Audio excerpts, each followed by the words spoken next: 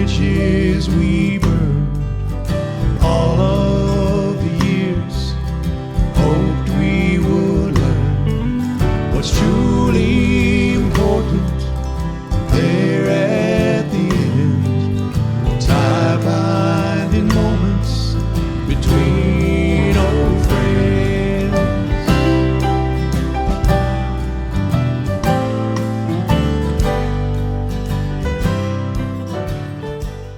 That's the first verse of Between Old Friends, the title song of an album McCoy and I recorded in the fall of 2009. You might say it was a follow-up to the Between Friends album we'd recorded 28 years earlier. Dear partner, over the years I've grown comfortable with the idea that we spend a lot of time chipping away in the quarry of life, often to what seems like little effect. We take countless small steps, unsure of where we're going or if we're getting anywhere. And then suddenly we arrive at a moment that requires some kind of leap of faith. A leap we must make or go back to simply chipping away at our familiar corner of the quarry. By the spring of 2007, I'd spent 10 years chipping away at understanding what receiving my dad's last gift truly meant. I came to realize that gift freed me to shine a light, ideally one of love and truth, into what I had only known as darkness.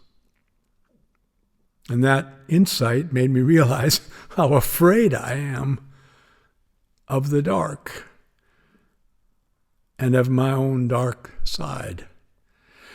Shining light onto those fears let me better see them for what they were and begin to define them instead of being defined by them. Underlying those multiple fears was that big fear that there was a part of me, fatally flawed, unlovable, and destined to be alone. The more I introduced myself to my fears, the better I got to know them. The easier it got to live with those fears instead of in them. Here's a chorus to a song I wrote that talks about that relationship. My fears don't scare me like they used to. Once I found what fears are most afraid of. They hate being faced, exposed or embraced by truth, light or love. Somehow, somewhere in the process of shining a light into the darkness and onto the dark side, it dawned on me, with lots of help from Pat and from you and from others, that I was not fatally flawed. And it was possible to learn to love myself well enough to love others and let others love me. I must say, getting to that place made me appreciate what Kierkegaard said about understanding life backwards while having to live life forwards. In other words, the light in the darkness illuminated just enough of the world to let me know where I was, but not where I was going. Which brings us to that leap of faith. To give meaning and purpose to the idea that I was loving, lovable, and loved meant I had to begin living as if I believed it.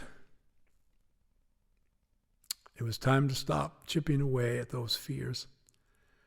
Time to take that leap of faith. There was what felt like a right place and time to do that. Coming off stage at Benaroya Hall after celebrating my 60th birthday. A special night. There was even an article in the Peninsula Life magazine about that show. And you and I introduced the song All the Stages of My Life that night. All the stages of my life you stood by me. all the disappointments and discoveries. I don't know what's waiting for us, but I'll join you in the chorus. All the stages of my life you stood by me. All the stages of my life you stood by me. All the stages of my life you stood by me. Mike McCoy. That weekend was also a first ever reunion with both my mom's and my dad's sides of the family together. Lots of folks came out to Port Ludlow the day after the show. It was a special time on many fronts, culminating in a metaphorical leap accompanied by an idea born if not expressed. Where once there was fear, let there be love. That leap may have helped bring about a turning point in my songwriting. I realized after that show being a songwriter had given me a lot, over a lot of years, but the process of writing songs had brought me little joy. I no longer wanted to keep doing something that wasn't going to bring joy. So I made myself a deal.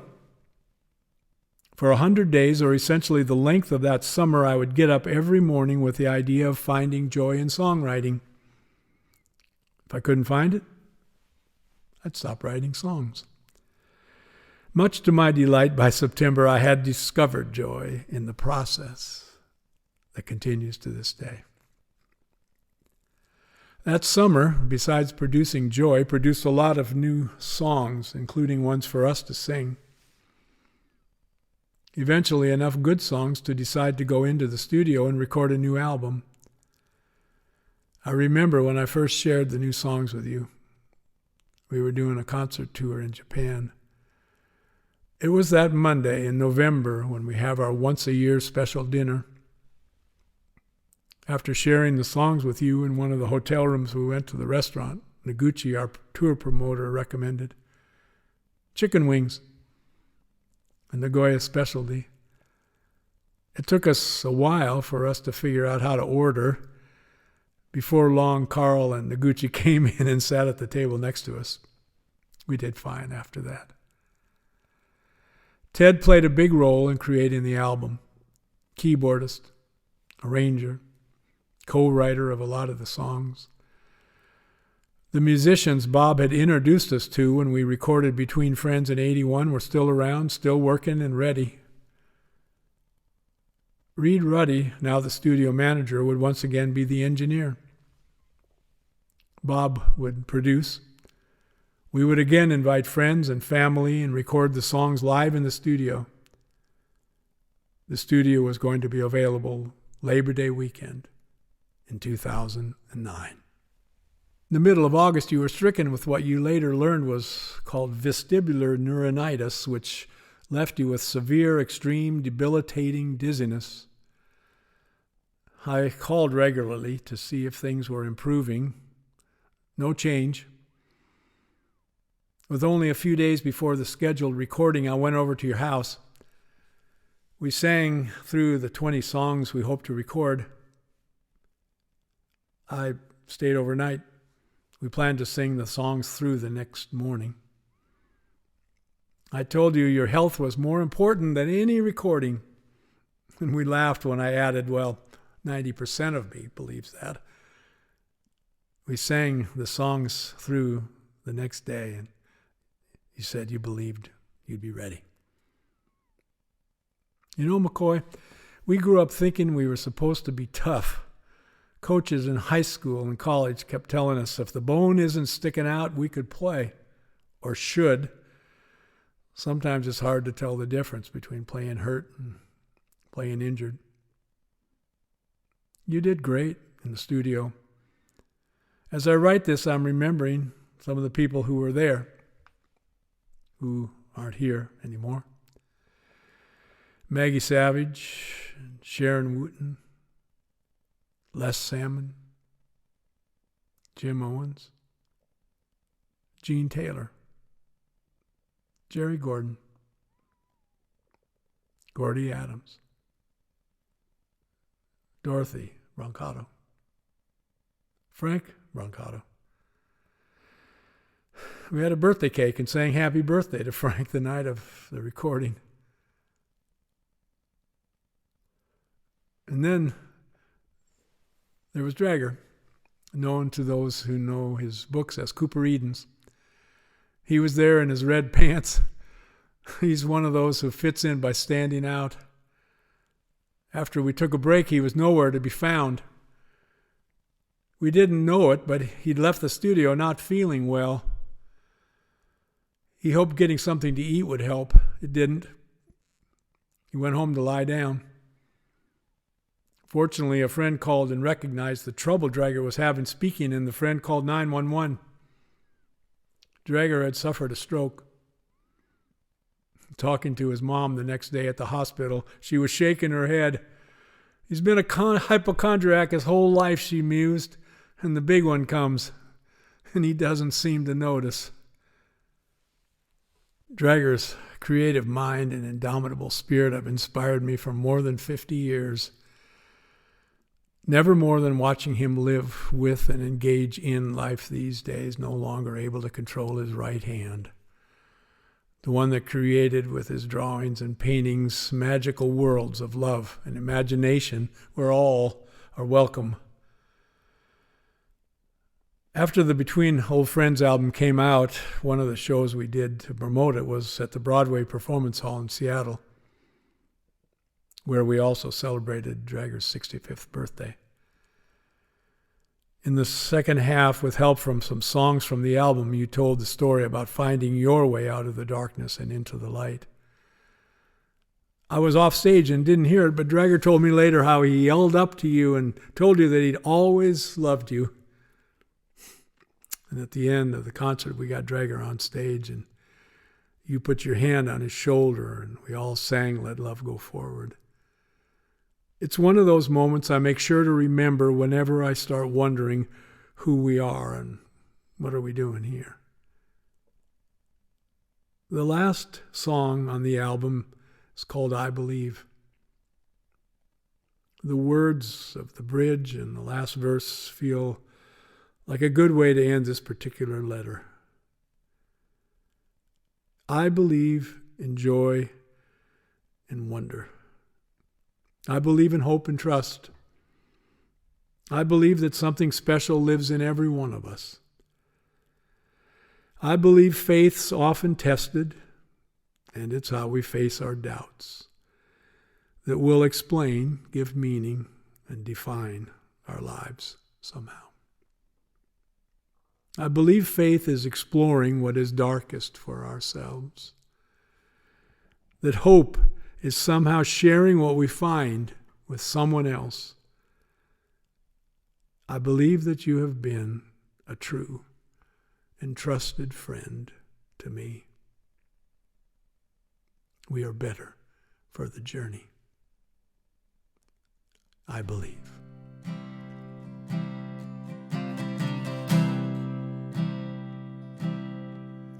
I believe life is a journey that in time will take us home. There are lessons for the learning as we travel down this road. I believe we all are searching, trying to find some missing piece.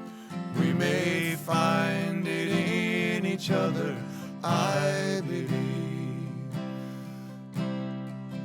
I believe love is enough to find and face and free our fears. See the light that shines within us through the laughter and our tears. I believe life's full of small steps and some very scary leaps. We are born to celebrate life. I believe.